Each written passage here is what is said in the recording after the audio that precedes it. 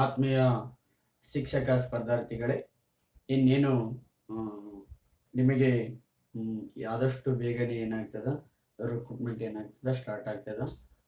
So ಅದು ಮುಗಿಯೋಷ್ಟರಲ್ಲೇನೆ ನಾನು ಹೇಳಿದಾಗೆ ಟೋಟಲ್ 50 ಕಾನ್ಸೆಪ್ಟ್ಗಳನ್ನು ಗಣಕಯಂತ್ರದ ಮೇಲೆ, 50 ಕಾನ್ಸೆಪ್ಟ್ಗಳನ್ನು ಸಾಮಾನ್ಯ ಕನ್ನಡದ ಮೇಲೆ, 50 ಕಾನ್ಸೆಪ್ಟ್ಗಳನ್ನು ಮನೋವಿಜ್ಞಾನದ ಮೇಲೆ ಫಸ್ಟ್ ಕ್ಲಾಸ್ ಅನ್ನ ಮುಗಿಸ್ಕೊಡ್ಬೇಕಂತ ನಾನು ಅನ್ಕೊಂಡಿದ್ದೀನಿ. ಇದಾದ ನಂತರದಲ್ಲಿ ಇತಿಹಾಸ ಮತ್ತು ಭಾರತದ ಸಂವಿಧಾನಕ್ಕೆ ಸಂಬಂಧಪಟ್ಟಿರ್ತಕ್ಕಂಥ ಏನು ಆನ್ಲೈನ್ ತರಗತಿಗಳನ್ನ ಕಂಪಲ್ಸರಿಯಾಗಿ ಏನ್ ಮಾಡಿಕೊಡ್ತಾ ಇದ್ದೀನಿ. ಐ ಥಿಂಕ್ ಇಲ್ಲಿಯವರೆಗೆ total 5 class analysis of question paper ಏನು ಪ್ರಶ್ನೆ ಪತ್ರಿಕೆಯ ವಿಶ್ಲೇಷಣೆ ಆಗಿದವ ಅಂತ ಹೇಳಿ ನಾನು ಅನ್ಕೊಳ್ತಾ ಇದ್ದೀನಿ. ಏನು ಕ್ಲಾಸ್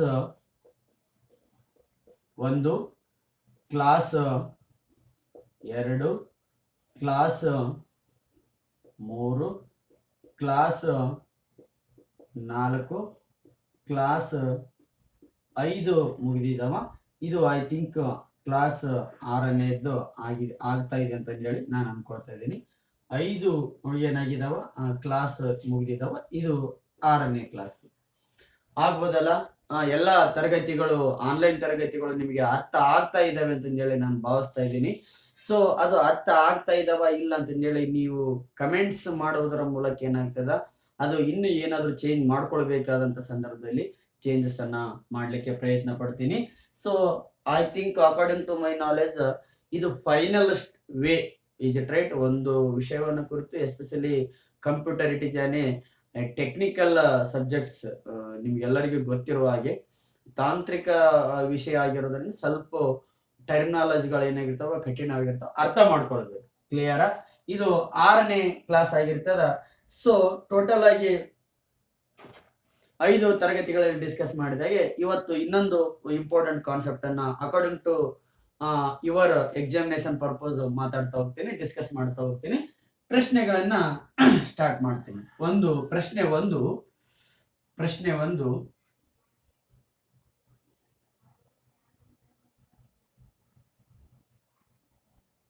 ಮೇನ್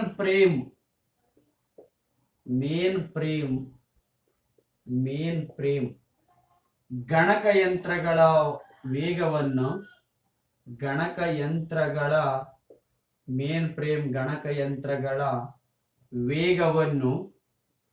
ಈ ಕೆಳಗಿನ ಯಾವುದರಲ್ಲಿ ಅಳೆಯುತ್ತಾರೆ? ಇಂಪಾರ್ಟೆಂಟ್ ಪ್ರಶ್ನೆ. ಈ ವೇಗವನ್ನು ಈ ಕೆಳಗಿನ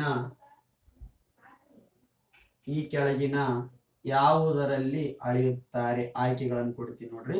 ಯಾವುದರಲ್ಲಿ ಅಳೆಯುತ್ತಾರೆ? ಪ್ರಶ್ನೆ 1. ಪ್ರಶ್ನೆ ಬರೆದು ಕಾನ್ಸೆಪ್ಟ್ ಓದತ್ನಾಗ ನಿಮ್ಗೆ ಏನಾಗ್ತದ ವಿಷಯ ಗೊತ್ತಾಗ್ತದೋ ಪ್ರಶ್ನೆ ಈ ಟೈಪ್ ಬರ್ತಾ ಇದಾವ, ಇಲ್ಲಿ ಆಯ್ಕೆಗಳು ಕೊಟ್ಟಿರ್ತಾರೆ. ಅದಾದ ನಂತರದಲ್ಲಿ ಪ್ರಶ್ನೆ 2 ಇಲ್ಲೇ ಕೊಡ್ತಾ ಇದ್ದೀನಿ. ಸೂಪರ್ ಗಣಕಯಂತ್ರಗಳ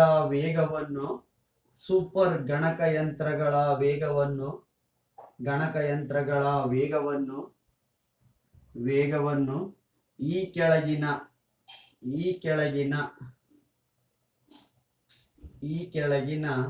ಯಾವುದರಲ್ಲಿ ಅಥವಾ ಯಾವ ಸಾಧನದಲ್ಲಿ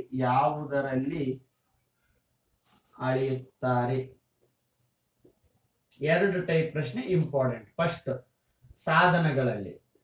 ಅದಾದ ನಂತರದಲ್ಲಿ ಏನು 3ನೇ ಪ್ರಶ್ನೆ ಏನಾಗ್ತದ ರೈಸ್ ಆಗ್ತದೆ. ಇಲ್ಲಿ ಆಯ್ಕೆಗಳನ್ನ ಬರಿತೀನಿ. ಇಲ್ಲಿ 3ನೇ ಪ್ರಶ್ನೆ ಏನ್ ರೈಸ್ ಆಗ್ತದ ಅಂದ್ರ 3ನೇ ಪ್ರಶ್ನೆ ಭಾರತದ ಮೊದಲ ಸೂಪರ್ ಕಂಪ್ಯೂಟರ್ ಯಾವುದು? ಪ್ರಶ್ನೆ ಆಗ್ತದ. ಭಾರತದ ಮೊದಲ ಸೂಪರ್ ಕಂಪ್ಯೂಟರ್ ಯಾವುದು? ಪ್ರಶ್ನೆ ಆಗ್ತದ. 4ನೇ ಪ್ರಶ್ನೆ. ಈ ಎಲ್ಲಾ ಪ್ರಶ್ನೆಗಳನ್ನ ನೀವು ಬರ್ಕೊಂಡಿರ್ಬೇಕ್ರಿ. ಯಾಕಂದ್ರೆ ವಾಪಸ್ ಅದನ್ನ ಏನ್ ಮಾಡ್ತೀನಿ ನಾನು ಅಳಿಸ್ತೀನಿ. ಯಾಕಂದ್ರೆ ಬೋರ್ಡ್ ಏನು ವಾಪಸ್ ಬೇಕಾಗಿರೋದ್ರಿಂದ ಬಳಕೆಗೆ board it is A reusable material. ಅದು ಪುನರ್ಬಳಕೆ ಮಾಡ್ಬೇಕಂತ ವಸ್ತು. ನೀವ್ಯಾಗ ಕಲ್ಲಿದ್ದಲನ್ನ ಏನ್ ಮಾಡ್ತಾ ಇದ್ರಿ ಪುನರ್ಬಳಕೆ ಮಾಡ್ತಕ್ಕಂಥ ವಸ್ತು ಅಂತ ಹೇಳಿ ಯಾವ ರೀತಿ ಕರಿತಾ ಇದ್ದೀರಲ್ಲ ಆ ರೀತಿಯಾಗಿ ಇದು ಒಂದು ಕಾನ್ಸೆಪ್ಟ್ ಆಗಿರ್ತದ. ಸೊ ಈ ಪ್ರಶ್ನೆಗಳನ್ನ ನೀವು ಬರ್ಕೊಂಡಿರ್ಬೇಕು. ಯಾವಾಗ ನಾನು ಕಾನ್ಸೆಪ್ಟ್ ಅನ್ನು ಮುಗಿಸ್ತೀನಿ ಫೈನಲ್ ಆಗಿ ಅದಕ್ಕೆ ಆನ್ಸರ್ ನ ಹೇಳ್ತಾ ಇರ್ತೀನಿ, ನೀವು ಅಲ್ಲಿ ಆನ್ಸರ್ ಅನ್ನ ಹಾಕೊಳ್ಬೇಕಾಗ್ತದ. ಭಾರತದ ಮೊದಲ ಸೂಪರ್ ಕಂಪ್ಯೂಟರ್ ಯಾವುದು? ನೆಕ್ಸ್ಟ್, ಪ್ರಪಂಚದ ಮೊದಲ ಸೂಪರ್ ಕಂಪ್ಯೂಟರ್ ಯಾವುದು? ಪ್ರಪಂಚದ ಮೊದಲ ಸೂಪರ್ ಕಂಪ್ಯೂಟರ್ ಯಾವುದು? ಪ್ರಶ್ನೆ ಆಗಿದೆ. ಅದಾದ ನಂತರದಲ್ಲಿ ಪ್ರಸ್ತುತ ವೇಗವಾಗಿ ಕಾರ್ಯನಿರ್ವಹಿಸುವ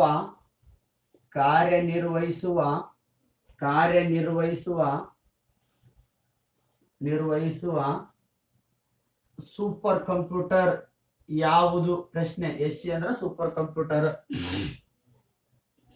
6ನೇ ಪ್ರಶ್ನೆ, ಪ್ರಸ್ತುತ ವೇಗವಾಗಿ ಕಾರ್ಯನಿರ್ವಹಿಸುವ ಭಾರತದ ಕಂಪ್ಯೂಟರ್ ಯಾವುದು?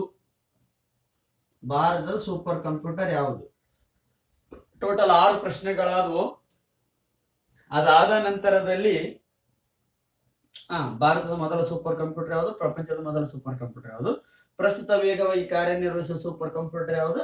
ಅಂದ್ರೆ ಇಟ್ ಮೀನ್ಸ್ ಇದು ಪ್ರಸ್ತುತ ವೇಗವಾಗಿ ಕಾರ್ಯನಿರ್ವಹಿಸುವ ಪ್ರಪಂಚದ ಸೂಪರ್ ಕಂಪ್ಯೂಟರ್ ಯಾವುದು? ಪ್ರಸ್ತುತ ವೇಗವಾಗಿ ಕಾರ್ಯನಿರ್ವಹಿಸುವ ಭಾರತದ ಸೂಪರ್ ಕಂಪ್ಯೂಟರ್ ಯಾವುದು? 7ನೇ ಪ್ರಶ್ನೆ ಸೂಪರ್ ಕಂಪ್ಯೂಟರಿನ ಪಿತಾಮಹ ಯಾರು? ಎಷ್ಟು ಪ್ರಶ್ನೆ ಅದು ರೀ? ಸೊ ಅದಕ್ಕೆ ನಾನು ಇದನ್ನ ಅನಾಲಿಸಿಸ್ ಆಫ್ ಕ್ವಶನ್ ಪೇಪರ್ ಅಂತ ಹೇಳಿ ಕರಿತಾ ಇದ್ದೀನಿ. ದಯವಿಟ್ಟು ಅರ್ಥ ಮಾಡ್ಕೊಳ್ಬೇಕಾ. ಕ್ವಶನ್ ನೊಂದಿಗೆ ವಿಷಯವನ್ನ ನಾವು ತಿಳಿದುಕೊಂಡಾಗ ಏನಾಗ್ತದ, ವಿಷಯ ಕಂಪ್ಲೀಟ್ ಆಗಿ ನಮ್ಗೆ ಅರ್ಥ ಆಗ್ಲಿಕ್ಕೆ ಸಾಧ್ಯ ಆಗ್ತದ ಎಂಬ ಮಾತಿನಂತೆ ಸೂಪರ್ ಕಂಪ್ಯೂಟರಿನ ಸಿ ಅಂದ್ರೆ ಕಂಪ್ಯೂಟರ್ ಅಂತ ಅನ್ಕೋಬೇಕ. ಸೂಪರ್ ಕಂಪ್ಯೂಟರಿನ ಪಿತಾಮಹ ಯಾರು? ಪ್ರಶ್ನೆ. 8ನೇ ಪ್ರಶ್ನೆ ಇಲ್ಲೇ ಬರಿತಾ ಇದ್ದೀನಿ. ಭಾರತದ ಸೂಪರ್ ಕಂಪ್ಯೂಟರಿನ ಪಿತಾಮಹ ಯಾರು? Is it right? ನಿಮಗೆ ಓದ್ಬೇಕಂತ ಇಷ್ಟ ಇದ್ರೆ, ಏನೋ ಜಾಬ್ ತೆಗೆದುಕೊಳ್ಬೇಕು, ನಮ್ಗೊಂದು ಕಿಚ್ಚಿತ್ತಂದ್ರೆ ಮಸ್ಟ್ ಅಂಡ್ ಶುಡ್ ಈ ಪ್ರಶ್ನೆ ಪತ್ರಿಕೆಯನ್ನ ನಾನೇನು 8 ಪ್ರಶ್ನೆಗಳನ್ನು ಬರೆಸಿದ್ದೀನಲ್ಲ, ಖಂಡಿತವಾಗಿ ನೀವು ಬರೆಸ್ತಾ ಇರ್ತೀವಿ. ಯಾವಾಗ ಒಂದು ವಿಷಯದ ಕುರಿತು, ಒಂದು ಸಬ್ಜೆಕ್ಟಿನ ಕುರಿತು ಪ್ರಶ್ನೆಗಳನ್ನ ನೀವು ಪ್ರೇಮ್ ಮಾಡ್ತೀರಲ್ಲ, ಅವಾಗ ಆ ವಿಷಯದಲ್ಲಿ ನೀವೇನಾಗ್ತೀರಿ, ಸ್ಟ್ರಾಂಗ್ ಆಗ್ತೀರಿ. ಇಟ್ ಮೀನ್ಸ್ ಅವಾಗ ನಿಮ್ಗೆ ಏನಾಗ್ತದ, ಆ ವಿಷಯದ ಗ್ರಿಪ್ ಸಿಗ್ತದ. ಯಾವಾಗ ನಾವು ಪ್ರಶ್ನೆ ಪತ್ರಿಕೆನ ರೈಸ್ ಮಾಡೋಷ್ಟು ಕೆಪಾಸಿಟಿ ನಮ್ಮಲ್ಲಿ ಇದೆ ಅಂದ್ರ, ಸೊ ಅದಕ್ಕೆ ನಮ್ಗೆ ಆನ್ಸರ್ ಗೊತ್ತಿದೆ ಅಂತ ಅರ್ಥ. ನಮ್ಗೆ ಆನ್ಸರ್ ಗೊತ್ತಿದ್ದದ್ನೇ ಮಾತ್ರ ಬೇರೆದವ್ರಿಗೆ ನಾವು ಪ್ರಶ್ನೆ ಕೇಳಿದ್ವಿ. ಸಪೋಸ್ ಅವ್ರು ಸರ್ ನಮ್ಗೆ ಗೊತ್ತಿಲ್ಲ ನೀವ್ ಹೇಳ್ರಿ ಅಂದ್ರೆ ಮತ್ತೆ ನಮ್ಗೆ ಆನ್ಸರ್ ಬೇಕಲ್ಲ. ನಿಮಗೆ ಆನ್ಸರ್ ಹೇಳಕ ನನ್ನ ಹತ್ರ ಉತ್ತರ ಇರ್ಬೇಕಲ್ಲ. ಸೊ ಹಾಗಾಗಿ ಈ ಎಲ್ಲಾ 8 ಪ್ರಶ್ನೆಗಳು ಇಷ್ಟು ದಿನ ಇಲ್ಲಿಯವರೆಗೆ ನಡೆದಿರ್ತಕ್ಕಂಥ ವಿವಿಧ ಸ್ಪರ್ಧಾತ್ಮಕ ಪರೀಕ್ಷೆಗಳಲ್ಲಿ ಏನ್ ಮಾಡಿದ್ರ, ಈ 8 ಟೈಪ್ ಪ್ರಶ್ನೆಗಳನ್ನ ಕೇಳಿದ್ರ ವಾಪಸ್ ಇದನ್ನೇನ್ ಡಿಸ್ಕಸ್ ಮಾಡ್ತಾ ಇದೀನಲ್ಲ, ಗಣಕಯಂತ್ರಗಳ ಪ್ರಕಾರಗಳು, ಟೈಪ್ಸ್ ಆಫ್ ಕಂಪ್ಯೂಟರ್ಸ್ ಅಂತ ಹೇಳಿ ಕರಿತಾ ಇದೀವಿ. ಇದ್ರ ಮೇಲೆ 8 ಪ್ರಶ್ನೆಗಳು ಬರ್ಬೇಕು, ಮತ್ತೆ ಬೇರೆ ಪ್ರಶ್ನೆಗಳು ಬರಂಗಿಲ್ಲ. ಕ್ಲಿಯರಾ? ವಾಪಸ್ ಬರಂಗಿಲ್ಲ. ಸಪೋಸ್ ಇದನ್ನ ನಾನು ನಿಮಗೆ ಓಪನ್ ಚಾಲೆಂಜ್ ಆಗಿ ಕೊಡ್ತೀನಿ. ಗಣಕಯಂತ್ರದ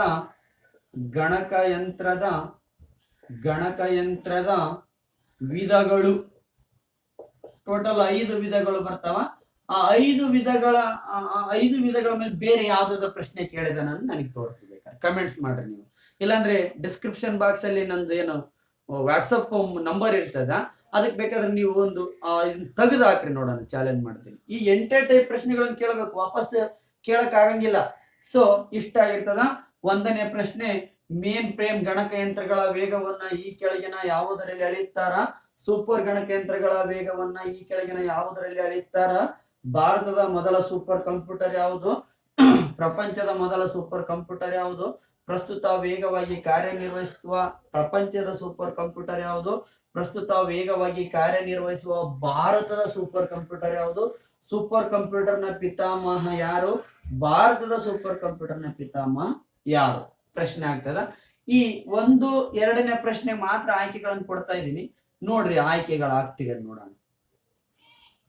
MIPS, ಆಯ್ಕೆ ಬಿ DPI ಆಯ್ಕೆ CFLOPS ಆಯ್ಕೆ D none of the above. ಪ್ರಶ್ನೆ 1 ಪ್ರಶ್ನೆ 2ಕ್ಕ ಸೇಮ್ ಆಯ್ಕೆಗಳು. ಪ್ರಶ್ನೆ 1 ಪ್ರಶ್ನೆ 2ಕ್ಕ ಸೇಮ್ ಆಯ್ಕೆಗಳು. ನೋಡೋಣ ಏನಾಗ್ತೀವಿ. ಫಸ್ಟ್ 1ನೇ ಪ್ರಶ್ನೆಗೆ ಉತ್ತರ ಹೇಳ್ರಿ. ಮೇನ್ ಫ್ರೇಮ್ ಗಣಕಯಂತ್ರಗಳ ವೇಗವನ್ನ ಈ ಕೆಳಗಿನವುಗಳಲ್ಲಿ ಯಾವುದರಲ್ಲಿ ಅಳೆಯುತ್ತಾರ? MIPS ಅಲ್ಲಿ ಅಳಿತಾರ, ಏನ್ DPI ನಲ್ಲಿ ಅಳಿತಾರ, ಏನ್ ಫ್ಲಾಪ್ಸ್ ಅಲ್ಲಿ ಅಳಿತಾರ, ಏನ್ ನನ್ ಆಫ್ ದಿ ಅಬೋ, ಏನ್ ಇವ್ ಮೇಲೆ ಯಾವ್ದ್ರಲ್ಲಿ ಅಳಂಗಿಲ್ ಬಿಡ್ರಿ ಸರ್ ಯಾಕಂದ್ರೆ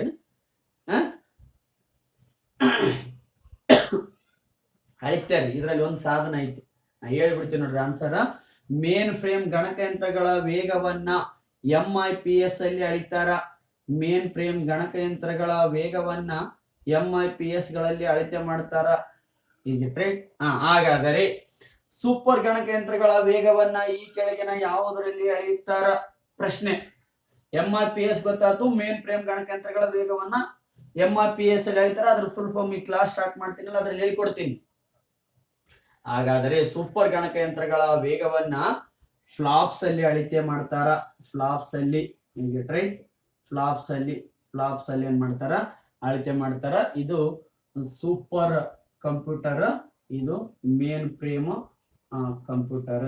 ಈಸ್ ಇಟ್ ರೈಟ್? MC ಅಂದ್ರ ಮೇನ್ ಫ್ರೇಮ್, ಫ್ಲಾಪ್ಸ್ ಅಂದ್ರ ಸೂಪರ್ ಕಂಪ್ಯೂಟರ್. ಈಗ ಒಂದು ಕ್ಲಿಯರ್ ಆಗ್ತದ. ಮೇನ್ ಫ್ರೇಮ್ ಗಣಕಯಂತ್ರಗಳ ವೇಗವನ್ನ MIPS ಅಲ್ಲಿ ಅಳಿತಾರ. ಸೂಪರ್ ಗಣಕಯಂತ್ರಗಳ ವೇಗವನ್ನ ಫ್ಲಾಪ್ಸ್ ಅಲ್ಲಿ ಅಳಿತಾರ. ತುಂಬಾ ಸಾರಿ MIPS ಫುಲ್ ಫಾರ್ಮ್ ಅನ್ನ ಕೇಳಿದಾರ. Million instruction per second. Million instruction per second ಅಂತಂದು ಹೇಳಿ. ಹಾಗಾದ್ರೆ ಇಲ್ಲಿ ಫ್ಲಾಪ್ಸ್ ಫುಲ್ ಫಾರ್ಮ್ ಏನ್ರಿ ಸರ್ ಅಂತ ಹೇಳಿ ನಿಮ್ಮಲ್ಲಿ ಪ್ರಶ್ನೆ ಬರ್ತದ. ಫ್ಲೋಟಿಂಗ್, FLO ಅಂದ್ರೆ ಫ್ಲೋಟಿಂಗ್, FLO ಅಂದ್ರೆ floating point operation per second ಅಂತಂದು ಹೇಳಿ. Floating point operation per second ಅಂತಂದು ಹೇಳಿ ಬರಿತೀವಿ. ಹಾಗಾದ್ರೆ ಭಾರತದ ಮೊದಲ ಸೂಪರ್ ಕಂಪ್ಯೂಟರ್ ಯಾವ್ದಂತ ಹೇಳಿ ಪ್ರಶ್ನೆ ಬಂದಾಗ ನಿಮ್ಗೆ ಎಲ್ಲರಿಗೂ ಗೊತ್ತಿರುತ್ತೆ. ಪರಮ 8000. ಪರಮ 8000 ಭಾರತದ ಮೊದಲ ಸೂಪರ್ ಕಂಪ್ಯೂಟರ್ ಪರಮ 8000. ಹಾಗಾದ್ರೆ ಪ್ರಪಂಚದ ಮೊದಲ ಸೂಪರ್ ಕಂಪ್ಯೂಟರ್ ಯಾವ್ದಂತ ಹೇಳಿ ಪ್ರಶ್ನೆಗೆ ಉತ್ತರ ಹೇಳ್ತಾ ಇದ್ದೀನಿ. CDC 6600. CDC 6600 ಭಾರತದ ಮೊದಲ ಸೂಪರ್ ಕಂಪ್ಯೂಟರ್. ಪರಮ 8000 ಪ್ರಪಂಚದ ಮೊದಲ ಸೂಪರ್ ಕಂಪ್ಯೂಟರ್ CDC 6000. ಹಾಗಾದರೆ ಪ್ರಸ್ತುತ ವೇಗವಾಗಿ ಕಾರ್ಯನಿರ್ವಹಿಸುವ ಪ್ರಪಂಚದ ಸೂಪರ್ ಕಂಪ್ಯೂಟರ್ ಯಾವ್ದಂತ ಹೇಳಿ ಪ್ರಶ್ನೆ ಮಾಡಿದೀನಿ. ಅದಕ್ಕೆ ಆನ್ಸರ್ ಅನ್ನ ಕೊಡ್ತಾ ಇದ್ದೀನಿ. EI captain. ಹಾಗಾದ್ರೆ ಯಾವ ದೇಶ ಅಭಿವೃದ್ಧಿ ಪಡಿಸೈತೆ ಅಂತ ಹೇಳಿ ಪ್ರಶ್ನೆ ಬರ್ತದ. USA United state of America. ಪ್ರಸ್ತುತ ವೇಗವಾಗಿ ಕಾರ್ಯನಿರ್ವಹಿಸುವ ಸೂಪರ್ ಕಂಪ್ಯೂಟರ್ EI ಕ್ಯಾಪ್ಟನ್ ಯಾವ ದೇಶ ಅಭಿವೃದ್ಧಿ ಪಡಿಸೈತೆ ಅಂದ್ರೆ ಯುನೈಟೆಡ್ ಸ್ಟೇಟ್ ಆಫ್ ಅಮೆರಿಕಾ. ಹಾಗಾದರೆ ಪ್ರಸ್ತುತ ವೇಗವಾಗಿ ಕಾರ್ಯನಿರ್ವಹಿಸುವ ಭಾರತದ ಸೂಪರ್ ಕಂಪ್ಯೂಟರ್ ಯಾವ್ದಂತ ಹೇಳಿ GK ಅಪ್ಲೈಡ್ ಗಣಕಯಂತ್ರದಲ್ಲಿ ಪ್ರಶ್ನೆ ಆಗ್ತದ. ಐರಾವತ. ಏನ್ರಿ ಆನ್ಸರ್? ಐರಾವತ ಎಂಬುದು ಪ್ರಸ್ತುತ ವೇಗವಾಗಿ ಕಾರ್ಯನಿರ್ವಹಿಸುವ ಭಾರತದ ಸೂಪರ್ ಕಂಪ್ಯೂಟರ್. ಹಾಗಾದ್ರೆ ಸೂಪರ್ ಕಂಪ್ಯೂಟರ್ ನ ಪಿತಾಮಹ ಯಾರು ಅಂತ ಹೇಳಿ ತುಂಬಾ ಸಾರಿ ಪ್ರಶ್ನೆ ಆಗಿದೆ. ಎಷ್ಟೋ ವಿದ್ಯಾರ್ಥಿಗಳ ಜಾಬಿನ ಕನಸನ್ನ ನೆನಸು ಮಾಡಿರ್ತದ. ಎಲ್ಲ ಒಂದ್ ಮಾರ್ಕ್ಸ್ ನಲ್ಲಿ ಅಂದ ಆಯ್ತು ಜಾಬ್ ಅಂತ ಹೇಳಿ ಹೇಳ್ತಾ ಇರ್ತಾರಲ್ಲ, ಅವರಿಗೆ ಈ ಪ್ರಶ್ನೆ ತುಂಬಾ ಫೇವರ್ ಆಗಿತ್ತು. ಸೂಪರ್ ಕಂಪ್ಯೂಟರ್ ನ ಪಿತಾಮಹ ಯಾರು ಅಂತ ಹೇಳಿ ಪ್ರಶ್ನೆ ಕೇಳಿದಂತ ಸಂದರ್ಭದಲ್ಲಿ ನೀವ್ ಯಾರನ್ನ ಹಾಕ್ಬೇಕಂದ್ರ ಸೈಮರ್ ಕ್ರೇ ಅವರನ್ನು ನಾವೇನಂತ ಕರಿತೀವಿ? ಸೂಪರ್ ಗಣಕಯಂತ್ರಗಳ ಪಿತಾಮಹ ಅಂತ ಹೇಳಿ ಏನ್ ಮಾಡ್ತಾ ಇದೀವಿ? ಕರಿತಾ ಇದೀವಿ. Seymour Cray is a father of super computer. Who is the father of computer ಅಂತ ಕೇಳಿದಂತ ಸಂದರ್ಭದಲ್ಲಿ ಚಾರ್ಲ್ಸ್ ಬ್ಯಾಬೇಜ್ ಅನ್ನು ಹಾಕ್ಬೇಕು. Who is the father of digital computer ಅಂತ ಕೇಳಿದಂತ ಸಂದರ್ಭದಲ್ಲಿ ಜಾನ್ ವ್ಯಾನ್ ನ್ಯೂಮನ್ ಅಂತ ಹಾಕ್ಬೇಕು. Who is the father of modern computer ಅಂತ ಕೇಳಿದಂತ ಸಂದರ್ಭದಲ್ಲಿ ಏನು ಅಲನ್ ಟ್ಯೂರಿಂಗ್ ಅಂತ ಹೇಳಿ ಹಾಕ್ಬೇಕಾ. ಅದೇ ರೀತಿಯಾಗಿ ನೇಪಿಯರ್ ಬೋನ್ ಅನ್ನ ಕಂಡುಹಿಡಿದಿರ್ತಕ್ಕಂಥ ವ್ಯಕ್ತಿ ಯಾರಂತ ಕೇಳಿದಂತ ಸಂದರ್ಭದಲ್ಲಿ ಜಾನ್ ನೇಪಿಯರ್ ಅಂತ ಹೇಳಿ ಹಾಕ್ಬೇಕು. ಅಬಕಾಸನ್ನ ಕಂಡುಹಿಡಿದಿರ್ತಕ್ಕಂಥ ವ್ಯಕ್ತಿ ಯಾರಂತ ಕೇಳಿದಂತ ಸಂದರ್ಭದಲ್ಲಿ ಬ್ಲೇಸ್ ಪಾಸ್ಕಲ್ ಅಂತ ಹೇಳಿ ಹಾಕ್ಬೇಕಾ. ಅದೇ ರೀತಿಯಾಗಿ ಏನು ಆ ಈ ರೀತಿಯಾಗಿ ಏನಾಗ್ತಾವ ಗಣಕಯಂತ್ರಗಳಲ್ಲಿ ಏನಾಗ್ತಾವ ಪ್ರಶ್ನೆಗಳು ಬರ್ತಾವ. ಮತ್ತೆ ಮುಂದೆ ಬರ್ತದ ಅಂತರ್ಜಾಲದ ಪಿತಾಮಹ ಬೇರೆ, ಕ್ಲಿಯರಾ? Who is the father of internet ಅಂದ್ರೂ ಬೇರೆ, ಏನು who is the father of email ಅಂದ್ರೂ ಬೇರೆ, who is the father of at the rate ನಾವೇನು ಇಮೇಲ್ ಅಲ್ಲಿ ಬಳಸ್ತೀವಲ್ಲ ಅದ್ರದ್ದು ಬೇರೆ. ಫಾದರ್ ಮೇಲೆ ಇಟ್ ಮೀನ್ಸ್ ಆ ಏನು ಒಂದು ಸಾಧನವನ್ನು ಕಂಡುಹಿಡಿದಿರ್ತಕ್ಕಂಥ ವ್ಯಕ್ತಿ ಮೇಲೆ ಒಂದು ಪ್ರಶ್ನೆ ಏನಾಗ್ತದ ಕಂಪಲ್ಸರಿ ಬರ್ತದ. ಐ ಥಿಂಕ್ 8 ಪ್ರಶ್ನೆಗಳನ್ನ ರೈಸ್ ಮಾಡಿದೀನಿ. ಗಣಕಯಂತ್ರದ ವಿಧಗಳಲ್ಲಿ 8 ಪ್ರಶ್ನೆಗಳನ್ನ ರೈಸ್ ಮಾಡಿದೀನಿ. ಮೇನ್ ಫ್ರೇಮ್ ಗಣಕಯಂತ್ರಗಳ ವೇಗವನ್ನ ಮಿಲಿಯನ್ ಅದೊಂದು ಬರ್ಕೊಂಡ್ಬಿಡ್ರಿ ಫುಲ್ ಫಾರ್ಮ್. ಗಣಕಯಂತ್ರಗಳ ವೇಗವನ್ನ ಮಿಲಿಯನ್ ಇನ್ಸ್ಟ್ರಕ್ಷನ್ ಪರ್ ಸೆಕೆಂಡ್ ಅಂತ ಹೇಳಿದೀನಿ. ಇಲ್ಲಿ ಬರಿತೀನಿ ನೋಡ್ರಿ, MIPS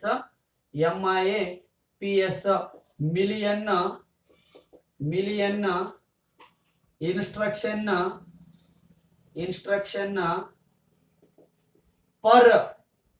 per second, million instruction per second, ಇದು MIPS ಫುಲ್ ಫಾರ್ಮ್ ಆಗಿರ್ತದ. ಅದೇ ರೀತಿಯಾಗಿ ಫ್ಲಾಪ್ಸ್ ಫುಲ್ ಫಾರ್ಮ್ ಅನ್ನು ಸಹ ಏನ್ ಮಾಡ್ತಾ ಇದ್ದಾನ ಕೇಳ್ತಾ ಇದ್ದಾನ. ಫ್ಲಾಪ್ಸ್ ಫುಲ್ ಫಾರ್ಮ್ ಇಲ್ಲಿ ಬರಿತೀನಿ ನೋಡ್ರಿ, FLOPS ಫ್ಲೋಟಿಂಗ್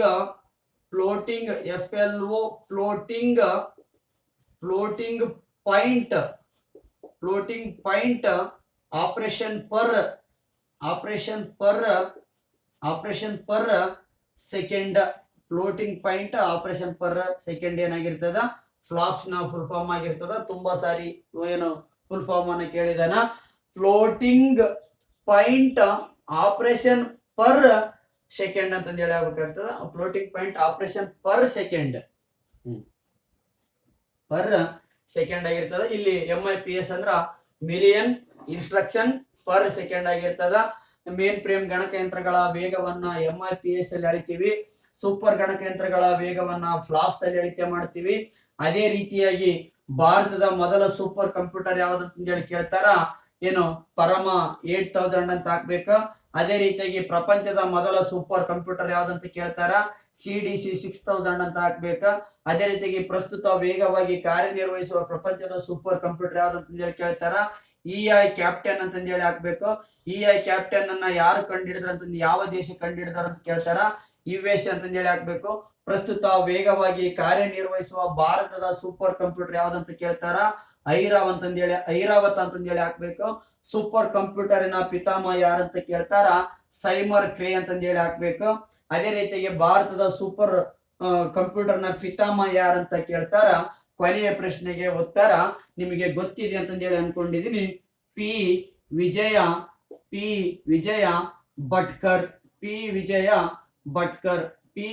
ಭಟ್ಕರ್ ಅವರನ್ನ ನಾವೇನಂತ ಕರಿತಾ ಇದೀವಿ ಅಂದ್ರ ಭಾರತದ ಸೂಪರ್ ಗಣಕಯಂತ್ರಗಳ ಪಿತಾಮಹ ಅಂತ ಹೇಳಿ ಏನ್ ಮಾಡ್ತಾ ಇದೀವಿ, ಕರಿತಾ ಇದೀವಿ. ಇಷ್ಟು ಕಾನ್ಸೆಪ್ಟ್ ಏನಾಗಿರ್ತದ ಗಣಕಯಂತ್ರದ ವಿಧಗಳ ಮೇಲೆ ಆಗಿರ್ತದ. ಸೊ ಹಾಗಾದ್ರೆ ಆ ಗಣಕಯಂತ್ರದ ವಿಧಗಳು ಯಾವ್ಯಾವ ಸರ್, ಅದೊಂದು 5 ಹೇಳ್ಬಿಡ್ರಿ ಅಂತ ಹೇಳಿ ಸಂದರ್ಭದಲ್ಲಿ, 1ನೇ ಗಣಕಯಂತ್ರ ವಿಧ ಮಿನಿ ಕಂಪ್ಯೂಟರ್. ಅದೇ ರೀತಿಯಾಗಿ 2ನೇ ವಿಧ ಮಿನಿ ಕಂಪ್ಯೂಟರ್, 2ನೇದು ಮೈಕ್ರೋ ಕಂಪ್ಯೂಟರ್. 3ನೇದು ಮೇನ್ ಫ್ರೇಮ್ ಕಂಪ್ಯೂಟರ್. ಇದರದನ್ನ ಹೇಳಿದ್ದಾರೆ ಮೇನ್ ಫ್ರೇಮ್ ಕಂಪ್ಯೂಟರ್. 3ನೇದು ಮೇನ್ ಫ್ರೇಮ್ ಕಂಪ್ಯೂಟರ್. 4ನೇದು ಸೂಪರ್ ಕಂಪ್ಯೂಟರ್. ಸೊ 5ನೇಯ ಕಂಪ್ಯೂಟರ್ ಯಾವ್ದಂತ ಕೇಳ್ತಾರೆ, ಲ್ಯಾಪ್ ಟಾಪ್ ಅಥವಾ ನಾವೇನು PC ಗಳಂತ ಹೇಳಿ ಕರಿತೀವಿ ನೋಡಿ, ಪರ್ಸನಲ್ ಕಂಪ್ಯೂಟರ್ ಅಂತ ಹೇಳಿ ಕರಿತೀವಲ್ಲ, ಅದನ್ನ ನಾವೇನಂತ ಕರಿತೀವಿ. ಟೋಟಲ್ 5 ಕಂಪ್ಯೂಟರ್ಗಳು ಇರ್ತಾವ. ಒಂದು mini computer, micro computer, main frame computer, super computer ಮತ್ತು ಏನ ಲ್ಯಾಪ್ಟಾಪ್ ಅಥವಾ ಪರ್ಸನಲ್ ಕಂಪ್ಯೂಟರ್ಗಳು ಅಂತ ಹೇಳಿ ಕರಿತೀವಿ ನಾವು. ಮಿನಿ ಕಂಪ್ಯೂಟರ್ ಅಂದ್ರ ಪ್ರಾರಂಭದಲ್ಲಿ ಗಣಕಯಂತ್ರಗಳು ಚಿಕ್ಕದಾಗಿದ್ವು, ಅವುಗಳಿಗೆ ಮಿನಿ ಕಂಪ್ಯೂಟರ್ ಅಂತ ಹೇಳಿ ಕರಿತಾ ಇದ್ವಿ. ಅದಾದ ನಂತರದಲ್ಲಿ ಮೈಕ್ರೋ ಕಂಪ್ಯೂಟರ್ಗಳು ಅಂತ ಹೇಳಿ ಬಂದು ಪ್ರಸ್ತುತ ದಿನಮಾನದಲ್ಲಿ ಅವುಗಳ ಬಳಕೆ ಏನಾಗಿದೆ, ಸ್ಟಾಪ್ ಆಗಿದೆ. ಈಗ ಪ್ರಸ್ತುತ ಎಲ್ಲಾ ಆಫೀಸ್ಗಳಲ್ಲಿ ಬಳಸ್ತಾರ ನಾವೇನು ಡೆಸ್ಕ್ಟಾಪ್ ಕಂಪ್ಯೂಟರ್ ಅಂತ ಹೇಳಿ ಕರಿತೀವಲ್ರಿ, ಆ ಡೆಸ್ಕ್ಟಾಪ್ ಕಂಪ್ಯೂಟರ್ಗಳಿಗೆ ನಾವೇನಂತ ಕರಿತೀವಿ ಅಂದ್ರ ಮೇನ್ ಫ್ರೇಮ್ ಕಂಪ್ಯೂಟರ್ಗಳು ಅಂತ ಹೇಳಿ ಕರಿತೀವಿ. ಅದೇ ಪ್ರಶ್ನೆಯನ್ನ ಕೇಳ್ತಾ ಇದ್ದಾನ, ಮೇನ್ ಫ್ರೇಮ್ ಗಣಕಯಂತ್ರಗಳ ವೇಗವನ್ನ MIPS ಅಲ್ಲಿ ಅಳಿತಾ ಇದ್ವಿ ಮಿಲಿಯನ್ ಇನ್ಸ್ಟ್ರಕ್ಷನ್ ಪರ್ ಸೆಕೆಂಡ್ ಗಳಲ್ಲಿ ಅಳಿತಾ ಇದೀವಿ. ಅದೇ ರೀತಿಯಾಗಿ ಸೂಪರ್ ಗಣಕಯಂತ್ರಗಳ ವೇಗವನ್ನ ಫ್ಲಾಪ್ಸ್ ಅಲ್ಲಿ ಅಳಿತಾ ಮಾಡ್ತೀವಿ. Floating point operation per second ಅಂತ ಹೇಳಿ ಆಗ್ತದ. ಅದೇ ರೀತಿಯಾಗಿ ಏನು ಲ್ಯಾಪ್ಟಾಪ್ ಅಥವಾ ಪರ್ಸನಲ್ ಕಂಪ್ಯೂಟರ್ಗಳು ಅಂತ ಹೇಳಿ ಕರಿತಾ ಇದೀವಿ. ನಾವು ಯಾವ ಸ್ಥಳಕ್ಕೆ ಹೋಗ್ತಾ ಇದೀವಿ ಅಲ್ಲಿ ಕ್ಯಾರಿ ಮಾಡ್ಕೊಂಡು ಹೋಗೋಕೆ ಅನುಕೂಲವಾಗುವಂತೆ ರಚನೆ ಮಾಡಿರ್ತಕ್ಕಂಥ ಗಣಕಯಂತ್ರಗಳಿಗೆ ನಾವೇನಂತ ಕರಿತಾ ಇದೀವಿ ಅಂದ್ರ ಲ್ಯಾಪ್ಟಾಪ್ ಅಥವಾ ಪರ್ಸನಲ್ ಕಂಪ್ಯೂಟರ್ ಅಂತ ಹೇಳಿ ಕರಿತಾ ಇದೀವಿ. ಇಷ್ಟು ಕಾನ್ಸೆಪ್ಟ್ ಏನಾಗಿರ್ತದ class 6 analysis of question paper class 6 ಆಗಿರ್ತದ. ಇನ್ನು 4 ತರಗತಿಗಳನ್ನ ಏನ್ ಮಾಡ್ಕೊಡ್ತೀನಿ ಈಗ ಫಸ್ಟ್ ಸ್ಟೆಪ್ ಆಗಿ ಇನ್ನು 4 ತರಗತಿಗಳನ್ನ ಅನಾಲಿಸಿಸ್ ಆಫ್ ಕ್ವಶನ್ ಪೇಪರ್ ಅನ್ನ ಮಾಡ್ಕೊಡ್ತೀನಿ. ಅದಾದ ನಂತರದಲ್ಲಿ 10 ಕನ್ನಡಕ್ಕೆ ಸಂಬಂಧಪಟ್ಟಿರ್ತಕ್ಕಂಥ ಕ್ಲಾಸ್ ಅನ್ನ ಮಾಡ್ಕೊಡ್ತೀನಿ. ಅದಾದ ನಂತರದಲ್ಲಿ 10 ಸೈಕಾಲಜಿಗೆ ಸಂಬಂಧಪಟ್ಟಿರ್ತಕ್ಕಂಥ ಕ್ಲಾಸ್ ಅನ್ನ ಮಾಡ್ಕೊಡ್ತೀನಿ. ಒಂದು ಸ್ಟೆಪ್ ಮುಗಿತದ ಅಂತ ಒಂದು ಟೋಟಲ್ 5 ಸ್ಟೆಪ್ಗಳನ್ನ ಮಾಡಿದ್ದೀನಿ ನಾನು ವಿಷಯಕ್ಕೆ ಸಂಬಂಧಪಟ್ಟಿರ್ತಕ್ಕಂಥ 5 ಸ್ಟೆಪ್ಗಳು. ಕ್ಲಿಯರ್? ಟೋಟಲ್ 5 ಸ್ಟೆಪ್ಸ್ ಇರ್ತಾವ. 1ನೇ ಸ್ಟೆಪ್ಪಿನಲ್ಲಿ 10 ಪ್ರಶ್ನೆಗಳು, 2ನೇ ಸ್ಟೆಪ್ಪಿನಲ್ಲಿ 10 ಕ್ಲಾಸ್ಗಳು, 3ನೇ ಸ್ಟೆಪ್ಪಿನಲ್ಲಿ 10 ಕ್ಲಾಸ್ಗಳು, 4ನೇ ಸ್ಟೆಪ್ಪಿನಲ್ಲಿ 10 ಕ್ಲಾಸ್ಗಳು, 5ನೇ ಸ್ಟೆಪ್ಪಿನಲ್ಲಿ 10 ಕ್ಲಾಸ್ಗಳು. ಟೋಟಲ್ ಏನಾಗ್ತಾವ 50 ಕ್ಲಾಸ್ಗಳಾಗ್ತಾವ. ಒಂದು ಸಬ್ಜೆಕ್ಟ್ಗೆ 50 ಅಂದ್ರ ಟೋಟಲ್ 50 ಪ್ಲಸ್ 50 ಪ್ಲಸ್ 50. ಇದು ಏನ ಕಂಪ್ಯೂಟರ್, ಇದು ಕನ್ನಡ, ಇದು ಸೈಕಾಲಜಿ. ಟೋಟಲ್ 150 ಕ್ಲಾಸ್ಗಳನ್ನ 3 ಸಬ್ಜೆಕ್ಟ್ ಸಂಬಂಧಪಟ್ಟಂಗ ಮುಗಿಸ್ಕೊಡ್ತೀನಿ. ಈ 150 ಕ್ಲಾಸ್ ಆದ ನಂತರದಲ್ಲಿ ನಿಮ್ಗೆ ಇನ್ನು ಎಕ್ಸಾಮ್ಗೆ ಟೈಮ್ ಉಳಿದಿತ್ತಪ್ಪ ಅಂತ ಸಂದರ್ಭದಲ್ಲಿ ಏನ್ ಮಾಡ್ತೀನಿ, IC Indian constitution plus history ಇವೆರಡು ಕ್ಲಾಸ್ಗಳ ಬಗ್ಗೆ ಏನ್ ಮಾಡ್ತೀನಿ with question paper analysis through ಏನ್ ಮಾಡ್ತೀನಿ ನಿಮ್ಗೆ ವಿಷಯವನ್ನ ಹೇಳ್ತಾ ಹೋಗ್ತಾ ಇದೀನಿ. ಸೊ ಹಾಗಾಗಿ ವಿಷಯ ಯಾರಿಗೆ ಇದು ತುಂಬಾ ನೀಡಿದೆ, ಸೊ ನಿಮ್ಗೆ ಏನಾದ್ರು ಕ್ಲಾಸ್ ಇಷ್ಟ ಆಯ್ತು ಅಂತಂದ್ರೆ ಹೇಳ್ತಕ್ಕಂಥ ಮಾಹಿತಿ ಸರಿಯಾಗಿದೆ ಅಂತ ನಿಮ್ಗೆ ಏನಾದ್ರು ಅನಿಸಿದ್ರೆ ದಯವಿಟ್ಟು ಇದನ್ನ ಏನ್ ಮಾಡಿ ನಿಮಗೆ ಸಂಬಂಧಪಟ್ಟಿರ್ತಕ್ಕಂಥ ಅಥವಾ ಅಣ್ಣ ಅಕ್ಕ ತಂಗಿ ತಮ್ಮ ಗೆಳೆಯ ಗೆಳತಿಯರಿಗೆ ನಿಮಗೆ ಸಂಬಂಧಪಟ್ಟಿರ್ತಕ್ಕಂಥ ಯಾರಿಗೆ ಅಂಚಿನಲ್ಲಿರ್ತಾರೆ ಕಾಂಪಿಟೇಟಿವ್ ಕೋಚಿಂಗ್ ಕ್ಲಾಸಿಗೆ ಬಂದು ಕಲೀಲಿಕ್ಕೆ ಆಗದೆ ಇರ್ತಕ್ಕಂಥ ಅವ್ರಿಗೆ ಏನಾಗ್ತದೆ ಇದು ಉಪಯೋಗ ಆಗ್ತದ. ಇದರಿಂದ ನಿಮ್ಮಿಂದ ನನಗೆ ಯಾವುದೇ ರೀತಿ ಅಪೇಕ್ಷೆ ಪಡ್ತಾ ಇಲ್ಲ. ನಾನು ನಿಮ್ಮಿಂದ ನಾನು ಯಾವುದೇ ಅಪೇಕ್ಷೆಯನ್ನು ಪಡ್ತಾ ಇಲ್ಲ. ಸೊ ನನ್ನಲ್ಲಿರ್ತಕ್ಕಂಥ ಜ್ಞಾನವನ್ನು ಏನ್ ಮಾಡ್ತಾ ಇದ್ದೀನಿ ನಿಮಗೆ ಅನ್ಸ್ತಾ ಇದ್ದೀನಿ.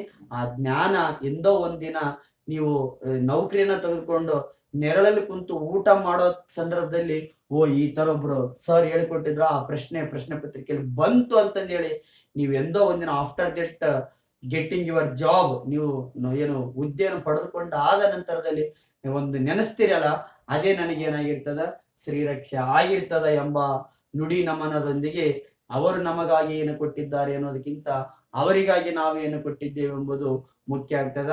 ಸೊ ಈ ಮಾತಿನ ಪದೇ ನಾನು ಯಾಕೆ ಹೇಳ್ತಾ ಇದ್ದೇನೆ, what we different from others, ಬೇರೆಯವರಿಗಿಂತ ನಾವು ಹೇಗೆ ಭಿನ್ನ ಆಗಿದ್ದೀವಿ, ಈಸ್ ಇಟ್ ರೈಟ್? ಅವರಿಗಿಂತ ನಾವು ಹೇಗೆ ಭಿನ್ನ ಆಗಿದೀವಿ ಎಂಬುದು ಏನಾಗ್ತದ ಮುಖ್ಯ ಆಗ್ತದ. ಎಲ್ಲರಿಗೂ ಒಂದೇ ಪ್ರಶ್ನೆ ಪತ್ರಿಕೆ, ಎಲ್ಲರಿಗೂ ಸೇಮ್ ಪ್ರಶ್ನೆಗಳು ಬಂದಿರ್ತಾವ. ಆದ್ರೆ ಕೆಲವೊಂದಿಷ್ಟು ಜನರು ನೌಕರಿ ಆಗ್ತಾರೆ, ಕೆಲವೊಂದಿಷ್ಟು ಜನರು ಹಂಗೆ ಉಳ್ಕೊಂಡು ಹೋಗ್ಬಿಡ್ತಾರೆ. ಏನು ಅಲ್ಲಿ ನಮ್ಗೆ ಗೊತ್ತಾಗ್ತಾ ಇಲ್ಲ, ನಾವು ಅದು ಇನ್ನು ಏನ್ ಮಾಡ್ಬೇಕು ಎಂಬಂತ ವಿಷಯ ಏನಾಗಿರ್ತದ ತುಂಬಾ ಮುಖ್ಯ ಆಗಿರ್ತದ. ಒಂದು ತಾಲೂಕು ಮಟ್ಟದಲ್ಲಿ, ಗಂಗಾವತಿ ತಾಲೂಕು ಮಟ್ಟದಲ್ಲಿ ಒಂದು ಉಚಿತ ಕಾರ್ಯಾಗಾರವನ್ನು ಮಾಡ್ಬೇಕಂತಂದು ಹೇಳಿ ಅನ್ಕೊಂಡಿದೀವಿ. ಸೊ ಅದೇನು ಡೇಟ್ ಫೈನಲ್ ಆದಂತ ಸಂದರ್ಭದಲ್ಲಿ ಏನ್ ಮಾಡ್ತೀವಿ, ಒಂದು ಉಚಿತ ಕಾರ್ಯಾಗಾರವನ್ನ ಯಾವ ಟೈಪ್ ಎಕ್ಸಾಮ್ಗಳನ್ನ ಬರಿಬೇಕು, ಯಾವ ಟೈಪ್ ಪ್ರಶ್ನೆ ಪತ್ರಿಕೆಗಳನ್ನ ಅರ್ಥ ಮಾಡ್ಕೊಳ್ಬೇಕು. ಇನ್ನೊಂದು ನಿಮ್ಗೊಂದು ಟ್ರಿಕ್ಸ್ ಹೇಳ್ಕೊಡ್ತೀನಿ.